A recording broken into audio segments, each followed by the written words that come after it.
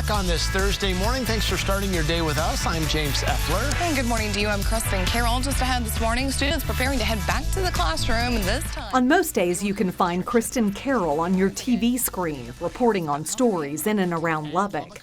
The life of a news reporter can be a 24/7 job. But on Mondays, Kristin leaves the news desk behind to make her way down a bumpy country road to a large building that exists solely for the purpose of square dancing. I moved to Lubbock about 6 years ago, and I've always done some kind of dancing in my life. And I'd spent a couple years here without having that and was really missing it. And so I just got on our little internet and typed in adult dance classes in Lubbock, Texas, and there was this tiny little pathetic listing on a Google Calendar for this class. And it was a Monday night, the one night of the week I had nothing going on, and I thought, I'm bored, I'm gonna go give it a try. Fell in love with it that night. It's my family now. Having these people in this town, they're your neighbors, they're your friends, and then after you get to know them well enough, they just become your family. That's how Lubbock is. That's how West Texas is. We're gonna have the side ladies do that one more time.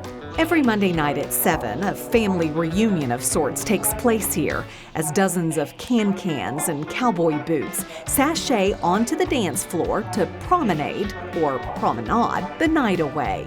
In this family of square dancers, Charles Spoon, the Square Dancing Federation president, yes, there really is one, serves as the granddaddy to all. And with the help of his wife Ellen, the caller, they teach the younger generation how to do this traditional American dance. We're dancing in boxes or in squares.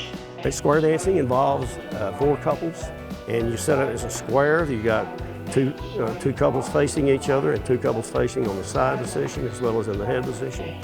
And then the caller directs those people by calling certain moves.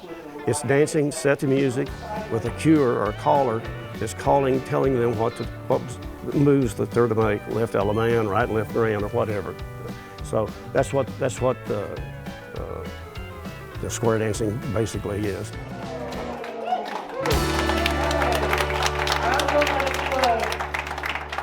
Square dancing began in New England when settlers from Europe blended together their traditional cultural dance moves as a way to celebrate their arrival in the New World. Since then, square dancing has become a worldwide phenomenon, with caller festivals and federations in nearly every country around the globe. But in the country where it all started, square dancing had almost become a thing of the past. With the help of organizations like the Square Dancing Federation of Lubbock, the dance most Texans learned in elementary school is making a comeback. I know whenever I started back in 1968, my wife started in 1966, so when we came into square dancing, it was then coming into what you call the heyday. And back from the late 60s up until the early 90s, there was a peak of square dancing. At one time we had around 1,300 members in our organization here. But we're doing what we can to revive. We got a great group of people that are working to their creativity to reach and appeal people of their age in that age group. Bow to the corners, say hey y'all. It was on a downward trend and it was dying off, and we want to keep it alive because this country was built on square dancers and by square dancers.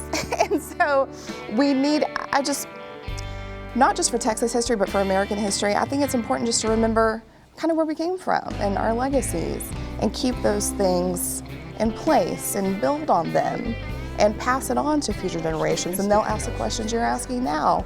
Where did this come from? Why did we do this? And we can tell the story if we keep doing it. We can't tell the story if it dies.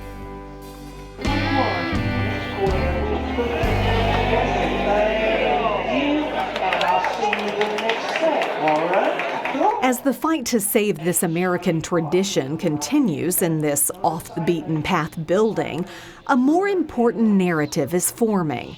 Though to some, the dance may seem silly, and the outfits even sillier, there is no denying the bond formed by square dancing between the members of this unlikely group of people.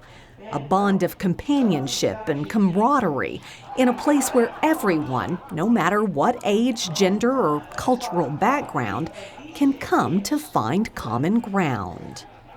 How does it make you feel to be a part of this? You called it your family. Why do you say that? Bob, I can count on you to get to my feels today. This probably quite literally saved me, this group of people. I am in a place that I didn't grow up. I'm surrounded by people that I don't know. I'm in a daunting career. I am kind of taking off on my own for the first time in life, away from my home, away from my family. And I walked in the door here, and at the end of that night, on my first lesson, I knew everyone's name, everyone checked on me. I was surrounded by people who are just full of love. And so when I come here, I not just look forward to the exercise and the fellowship, but I'm going to a family reunion that night. Every Monday night. Yeah. Join and circle. Circle to your left. I hope everybody has had a good time tonight. In a hall on the outskirts of Lubbock, dozens of smiling faces gather in groups of 8 on the dance floor. They laugh and dance the night away with the comforting knowledge that no one in the room is here to judge anyone for having 2 left feet or for not understanding the calls. It's a common practice in places like this around the state where square dancers gather. But in Lubbock, Monday nights aren't just a chance to revive the love for square dancing. Monday nights are a way for people like Kristin and Charles to connect with the support group they wouldn't find anywhere else.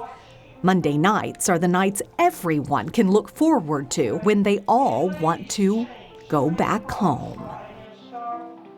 We don't receive any pay out of this. The only reward we get is the work that we put in, and we see that people can enjoy the end product that we put together. Clap your hands, back out, and say, I'm doing good.